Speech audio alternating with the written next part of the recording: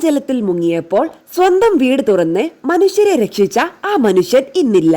മലയാള സിനിമയുടെ ചരിത്രത്തിൽ ചിരിക്കൊരു മുഖമുണ്ടെങ്കിൽ അത് സലീം കുമാറിൻ്റെതായിരുന്നു. ഒരു ഡയലോഗ് പറഞ്ഞാൽ പോലും ചിരിച്ച് കണ്ണു നിറയുന്ന തലമുറകൾ ഇവിടെ ഉണ്ടായിരുന്നു. പക്ഷെ ഇന്ന് ആ മനുഷ്യന്റെ വിയോഗവാർത്ത കേട്ട് കേരളം മുഴുവൻ കണ്ണീരിലായിരുന്നിരിക്കുകയാണ്.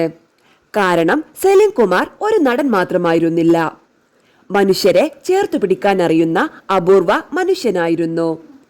തിരശീലയ്ക്ക് മുന്നിൽ ആളുകളെ ചിരിപ്പിച്ച ആ മനുഷ്യൻ യഥാർത്ഥ ജീവിതത്തിൽ എത്രയോ പേരുടെ കണ്ണീർ തുടച്ചിട്ടുണ്ടെന്ന് ഇന്നാണ് കൂടുതൽ ആളുകൾ ഓർക്കുന്നത്.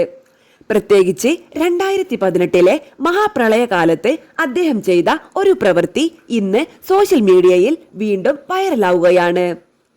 കേരളം മുഴുവൻ വെള്ളത്തിനടിയിലായിരുന്ന ആ ദിവസങ്ങൾ മലയാളികൾക്ക് മറക്കാനാവില്ല.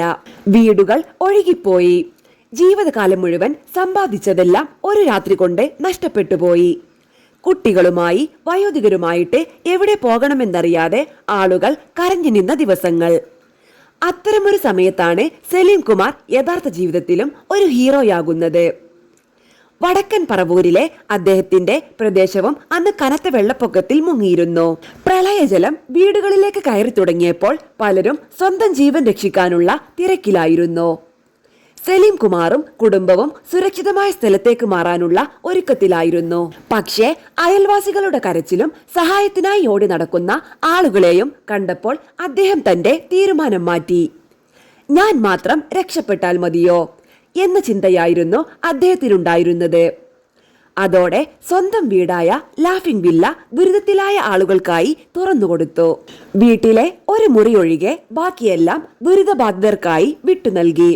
അന്ന് 50ഓളം ആളുകൾക്കാണ് സലീം കുമാറിന്റെ വീട്ടിൽ അഭയം തേടിയത്.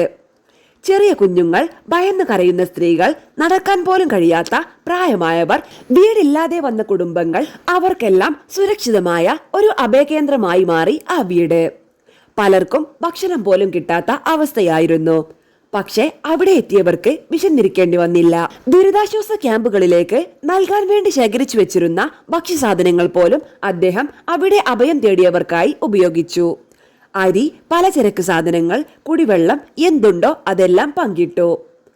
3 ദിവസത്തോളം ഞങ്ങൾ ജീവിച്ചത് സലീമേട്ടന്റെ വീട്ടിലെ ഭക്ഷണത്തിലാണ് എന്ന് നാട്ടുകാർ ഇന്നും കണ്ണീരോടെ ഓർക്കുന്നു. സലീം കുമാർ അവിടെ ഒരു സിനിമാ നടനായി നിന്നില്ല, ഒരു സാധാരണ മനുഷ്യനായി എല്ലാവരുടെയും കൂടെ നിന്നു.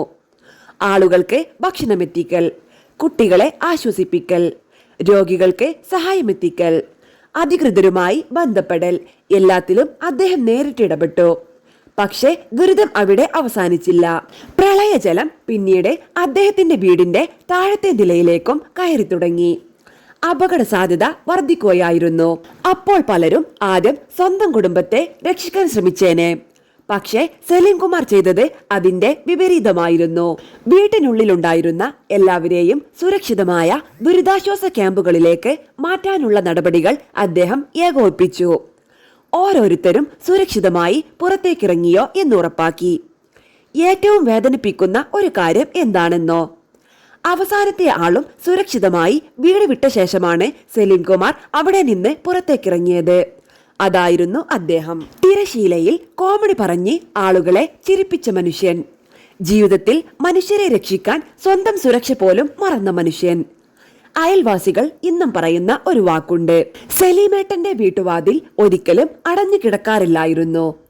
സഹായം ചോദിച്ചു വരുന്നവരെ ഒരിക്കലും കൈയൊഴിയില്ല. അതാണ് അദ്ദേഹത്തിന്റെ ഏറ്റവും വലിയ പരിചയം. ദേശീയ പുരസ്കാരം നേടിയ നടൻ, അഭിനയത്തിൽ അനവധി പുരസ്കാരങ്ങൾ, ലക്ഷക്കണക്കിന് ആരാധകർ.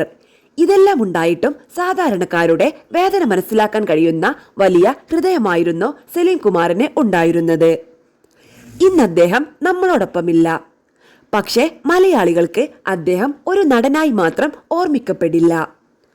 പ്രളയത്തിൽ വെള്ളം കയറിയപ്പോൾ സ്വന്തം വീട് തുറന്ന് മനുഷ്യരെ രക്ഷിച്ച ആ മനുഷ്യനായി, പ്രതിസന്ധി കാലത്ത് ഞാനുണ്ട് എന്ന് പറഞ്ഞ മനുഷ്യനായി, മനുഷ്യ സ്നേഹത്തിന്റെ മുഖമായി അദ്ദേഹം എന്നും ജീവിക്കും. സലീമേട്ട, നിങ്ങൾ സമ്മാനിച്ച ചിരികൾ മലയാളികൾ മറക്കില്ല. പക്ഷേ അതിനേക്കാൾ ഒരിക്കലും മറക്കാത്തത് നിങ്ങൾ കാണിച്ച ആ വലിയ മനസ്സായിരിക്കും.